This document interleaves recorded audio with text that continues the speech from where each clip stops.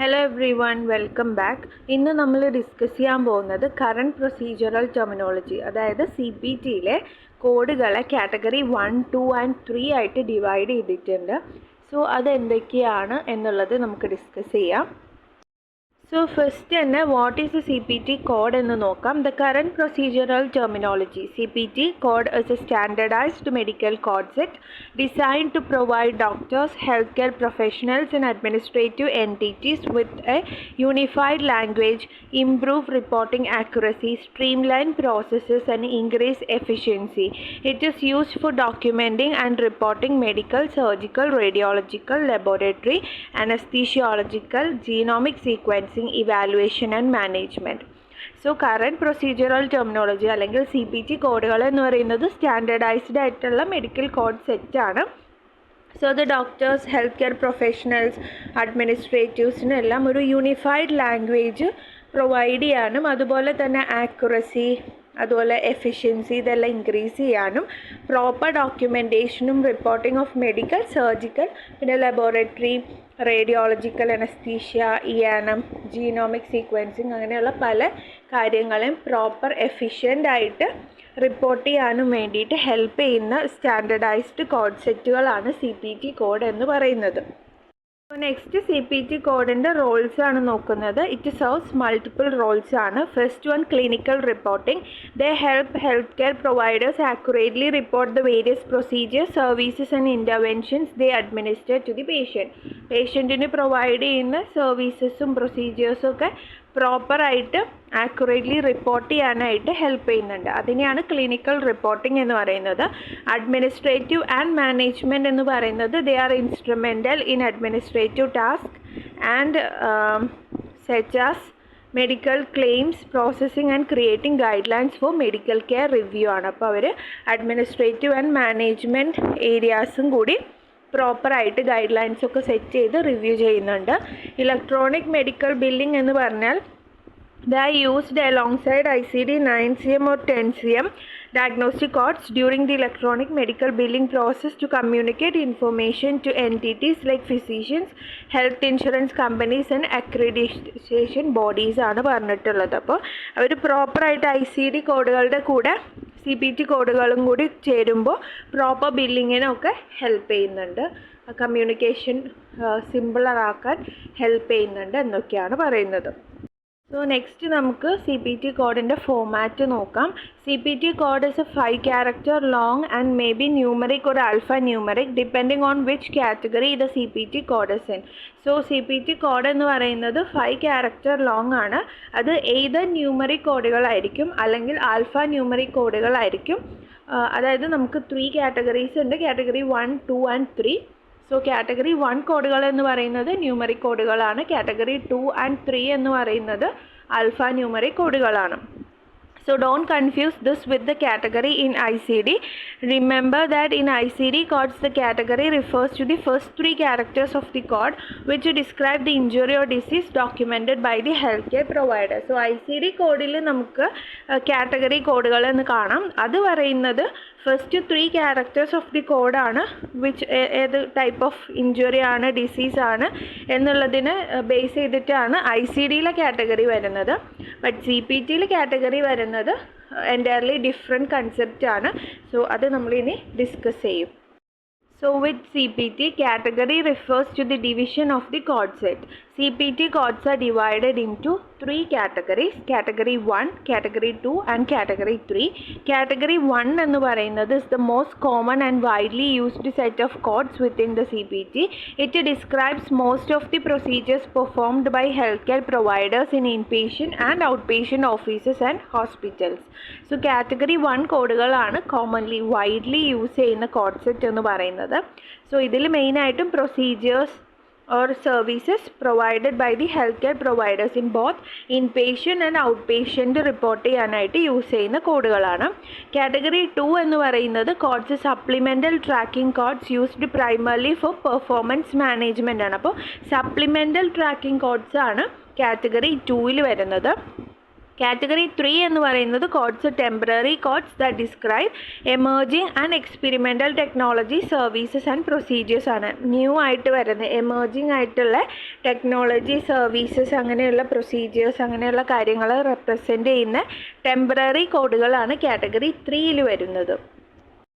So category 1 നോക്കുകയാണെങ്കിൽ category 1 CPT codes are divided into 6 large sections based on which field of healthcare they directly pertain to. The 6 sections of CPT code book are in order: evaluation and management, anesthesiology, surgery, radiology, pathology and laboratory medicine. So CPT category 1നെ 6 major sections ആയിട്ടാണ് divide ചെയ്തിട്ടുള്ളത്. അതിൽ first വരുന്നത് evaluation and management ആണ്, second anaesthesia, third surgery portion ആണ്. Surgery പോർഷനിൽ നമുക്ക് different chapters അല്ലെങ്കിൽ ഡിഫറെൻറ്റ് സെക്ഷൻസ് ആയിട്ട് ഡിവിഷൻ കാണാൻ പറ്റും. അതിൽ integumentary, musculoskeletal, cardiovascular, respiratory, hemic and lymphatic, endocrine, urinary, reproductive, അങ്ങനെ നമുക്ക് ഐ, ഇയർ, അങ്ങനെ ഓരോ ഏരിയയിൽ വരുന്ന പ്രൊസീജിയേഴ്സിന് ബേസ് ചെയ്തിട്ട് സർജറി സെക്ഷൻ തന്നെ ഡിവൈഡ് ചെയ്തിട്ടുണ്ട്. ഓക്കെ, ഓരോ ബോഡി സിസ്റ്റത്തിനനുസരിച്ച് ഡിവിഷൻ വന്നിട്ടുണ്ട്. പിന്നെ നമുക്ക് റേഡിയോളജി, പാത്തോളജി ആൻഡ് ലബോറട്ടറി, പിന്നെ മെഡിസിൻ, അങ്ങനെയാണ് ഡിവിഷൻ വന്നിട്ടുള്ളത്.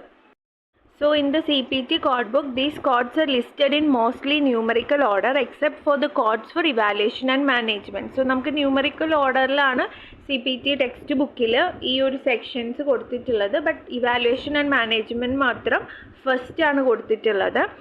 These evaluation and management or EANM codes are listed at the front of the code book for ease of access. Physicians' office frequently use EANM codes for reporting a number of their services. The code 99214 for a general checkup is listed in the EANM code for example. അതായത് EANM section നമ്മൾ ഫസ്റ്റിലാണ് code ബുക്കിൽ കാണാൻ പറ്റുക. Because അത് frequently use ചെയ്യുന്നതുകൊണ്ട് തന്നെ easy ആക്സസിന് വേണ്ടിയിട്ടാണ് EANM സെക്ഷന് ഫസ്റ്റിൽ കൊടുത്തിട്ടുള്ളത്. കോഡുകൾ വരുന്നത് 99 സീരീസിലാണ് വരുന്നത്. സോ ഈ 99 സീരീസിൽ വരുന്ന ഇവാലുവേഷൻ ആൻഡ് മാനേജ്മെൻ്റ് ആണ് കോഡ് ബുക്കിൽ ഫസ്റ്റ് പറഞ്ഞിട്ടുള്ളത്. പിന്നെയാണ് നമുക്ക് 0 സീരീസും 1 സീരീസ് 2, 3 അങ്ങനെയാണ് പറഞ്ഞു പോകുന്നത്. സോ ഇത് ഈസി ആക്സസിന് വേണ്ടിയിട്ടാണ് അങ്ങനെ ചെയ്തിട്ടുള്ളത്. Note also that some codes appear out of numerical sequencing order near similar procedures. This may seem slightly confusing, but having these codes clustered near similar procedures prevents having to delete and resequence codes, and so is seen as a sort of necessary evil. So നമുക്ക് numerical ഓർഡറിലാണെങ്കിലും ചില കോഡുകളെ നമുക്ക് out of numerical sequencing ഓർഡറിൽ കാണാൻ പറ്റും. അതായത് similar ആയിട്ടുള്ള പ്രൊസീജിയേഴ്സൊക്കെ ആണെങ്കിൽ അതിനെ ഗ്രൂപ്പ് ചെയ്ത് ഈസിലി നമുക്ക് ഐഡൻറ്റിഫൈ ചെയ്യാൻ വേണ്ടിയിട്ടാണ് ഇങ്ങനെ കോഡുകൾ ഔട്ട് ഓഫ് ന്യൂമറിക്കൽ സീക്വൻസിങ്ങിൽ വരുന്നത്. ബട്ട് അത് നമുക്ക് കുറച്ച് കൺഫ്യൂസിങ് ആണെങ്കിൽ പോലും കംപ്ലീറ്റ് കോഡുകളെ ഡിലീറ്റ് ചെയ്ത് റീഅറേഞ്ച് ചെയ്ത് അങ്ങനെയൊന്നും ചെയ്യേണ്ട ആവശ്യം വരുന്നില്ല. Out of numerical sequencing order ആണ് എന്നുള്ളത് അവിടെ തന്നെ മെൻഷൻ ചെയ്തിട്ടുണ്ടാവും. ഇപ്പോൾ ഒരു സോ കോഡ് നമ്മൾ നോക്കുമ്പോൾ അതിൻ്റെ നേരെ കൊടുത്തിട്ടുണ്ടാവും code is out of numerical sequencing order C എന്ന് പറഞ്ഞിട്ട് ഒരു റേഞ്ച് കൊടുത്തിട്ടുണ്ടാവും. അപ്പോൾ ആ ഒരു റേഞ്ച് ഓഫ് കോഡിൻ്റെ ഇൻ ബിറ്റ്വീൻ നോക്കുമ്പോൾ നമുക്ക് #, എന്നുള്ള സിമ്പലിൽ ഈ സീക്വൻസിങ് ഓർഡർ റോങ് ആയിട്ടുള്ള കോഡുകൾ അവിടെ കാണാൻ പറ്റുന്നതാണ്. നെക്സ്റ്റ് കാറ്റഗറി 2 കോഡുകളാണ്. These codes are 5 character long alpha numeric codes that provide additional information to the category 1 codes. അപ്പോൾ കാറ്റഗറി 2 കോഡുകൾ എന്ന് പറയുന്നത് 5 character ആണ്, പക്ഷേ ആൽഫ ന്യൂമറിക് കോഡുകളാണ്. കാറ്റഗറി 1 കോഡുകളിൽ അഡീഷണൽ ഇൻഫർമേഷൻ പ്രൊവൈഡ് ചെയ്യാനായിട്ടാണ് കാറ്റഗറി 2 കോഡുകൾ ആക്ട് ചെയ്യുന്നത്. These codes are formatted to have 4 digits followed by the character F. So ആദ്യത്തെ 4 ന്യൂമറിക്കാണ്, 4 digits ആയിരിക്കും. ലാസ്റ്റ് വരുന്നത് F എന്നുള്ള ഒരു ആൽഫബറ്റ് ആയിരിക്കും. അതുകൊണ്ടാണ് ആൽഫ ന്യൂമറിക് എന്ന് പറയുന്നത്. 4 നമ്പേഴ്സും ഒരു ആൽഫബറ്റും ആണ് ഉണ്ടാവുക. ദാറ്റ് ഇസ് F ആയിരിക്കും ലാസ്റ്റിൽ വരുന്ന alphabet.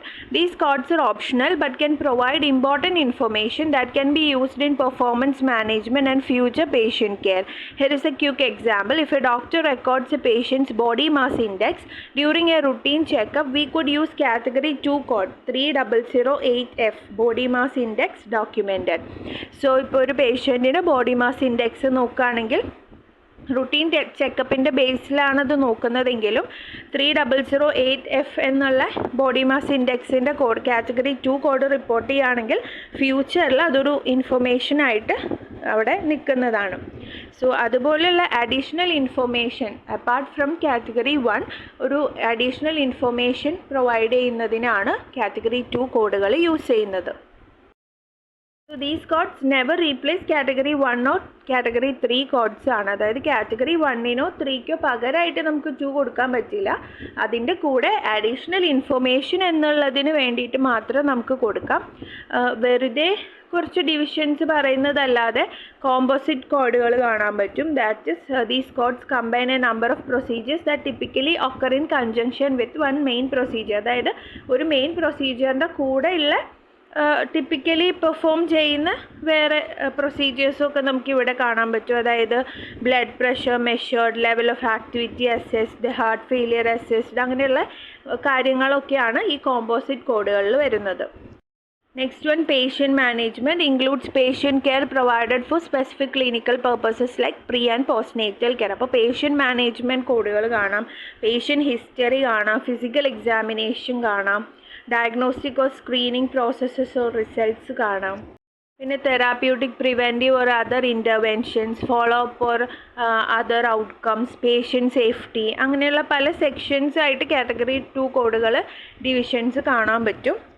So there are not nearly as many category 2 CPT codes as there are in category 1, and in general you will not use category 2 nearly as much. Still it is important element of the CPT code set, and you should be familiar with the basics of category 2 codes as you prepare for a career in the field. അപ്പോൾ category 2 codes നമുക്ക് category 1 കോഡിൻ്റെ അത്രയും കാണാൻ പറ്റില്ല. അതുപോലെ തന്നെ generally category 2 code അത്രയ്ക്കും use ചെയ്യാറുമില്ല.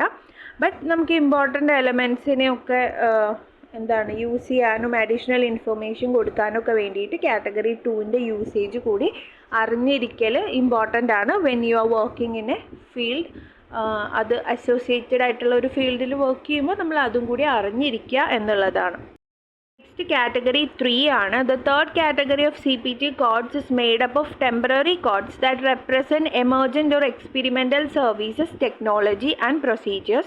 In certain cases, you may find that a newer procedure does not have a category 1 code. There are codes in category 1 for unlisted procedures, but if the procedure, technology or service is listed in category 3, you are required to use the category 3 code. Category 3 code allows for more specificity in the coding, and they also help health facilities and government agencies track the efficiency of new emergent medical techniques. So category 3 കോഡുകൾ എന്ന് പറയുന്നത് temporary കോഡുകളാണ്. അതായത് ഒരു പുതിയതായിട്ടൊരു ടെക്നോളജിയോ അല്ലെങ്കിൽ ഒരു experimental ആയിട്ടുള്ള സർവീസോ ഒക്കെ emerge ചെയ്ത് വരുമ്പോൾ അതിനെ റെപ്രസെൻ്റ് ചെയ്യാനായിട്ട് കാറ്റഗറി 1 കോഡുകൾ ഉണ്ടാവണം എന്നില്ല. കാറ്റഗറി 1 നമുക്ക് അൺലിസ്റ്റഡ് പ്രൊസീജിയർ എന്ന് കാണാൻ പറ്റും. പക്ഷേ എങ്കിലും കാറ്റഗറി 3 ഇങ്ങനെയുള്ള പുതിയ പ്രൊസീജിയേഴ്സ് ന്യൂ ആയിട്ട് വരുന്ന സർവീസസിനൊക്കെ ഉള്ള കോഡുകൾ പ്ലേസ് ചെയ്തിട്ടുണ്ടാവുക. അപ്പോൾ കാറ്റഗറി 3 അങ്ങനെ ഒരു കോഡ് ഉണ്ടെങ്കിൽ നമ്മൾ അതാണ് റിപ്പോർട്ട് ചെയ്യേണ്ടത്. അല്ലാതെ കാറ്റഗറി 1 അൺലിസ്റ്റഡ് പ്രൊസീജിയർ എന്നുള്ള കോഡ് റിപ്പോർട്ട് ചെയ്യാൻ പാടില്ല. ഓക്കെ, സോ കാറ്റഗറി 1 കോഡില്ല, ബട്ട് കാറ്റഗറി 3 അങ്ങനെയാണെങ്കിൽ നമ്മൾ കാറ്റഗറി 3 ടെമ്പററി കോഡാണ് റിപ്പോർട്ട് ചെയ്യുക.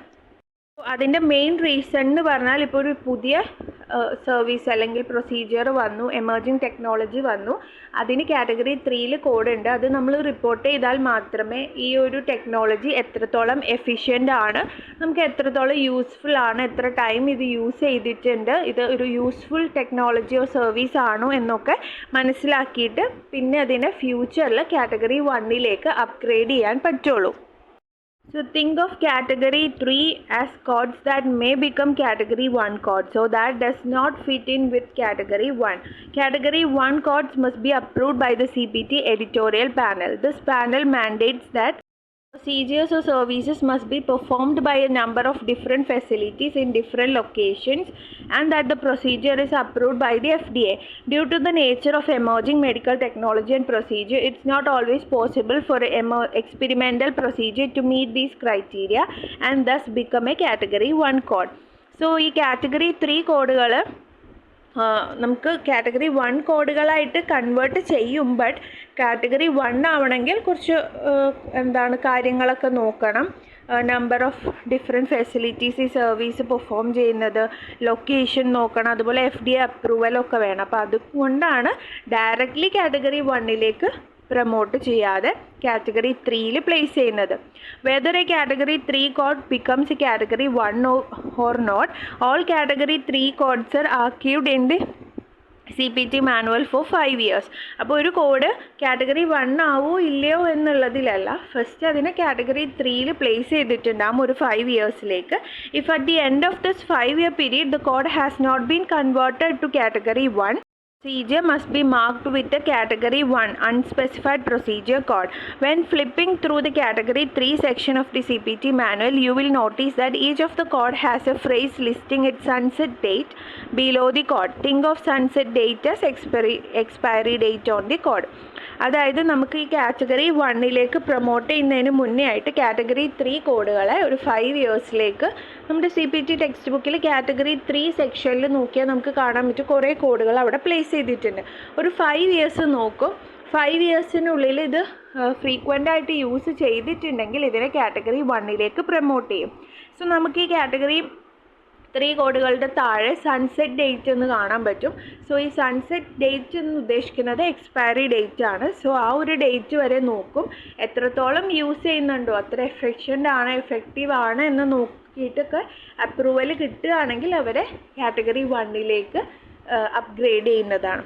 ഇല്ലെങ്കിൽ കാറ്റഗറി 3ന്ന് തന്നെ എലിമിനേറ്റ് ചെയ്ത് കളയുകയും ചെയ്യും.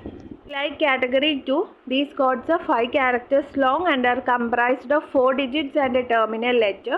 In this case, the last letter of category 3 code is T.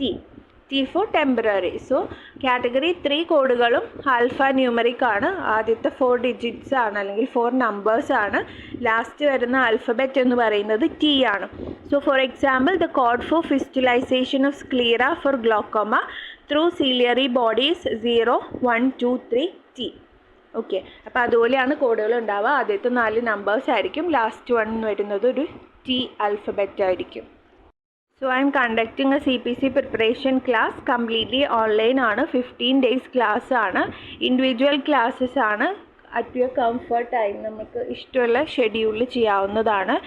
So if you are interested for more details either എനിക്ക് മെയിൽ ചെയ്യാം medcoder0907@gmail.com അല്ലെങ്കിൽ ഇൻസ്റ്റഗ്രാം ഹാൻഡിലായ മെഡിക്കൽ കോഡർ സർട്ടിഫൈഡിൽ DM ചെയ്യാം. Thank you.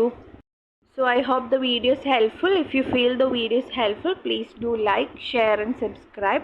Also comment below. Thank you.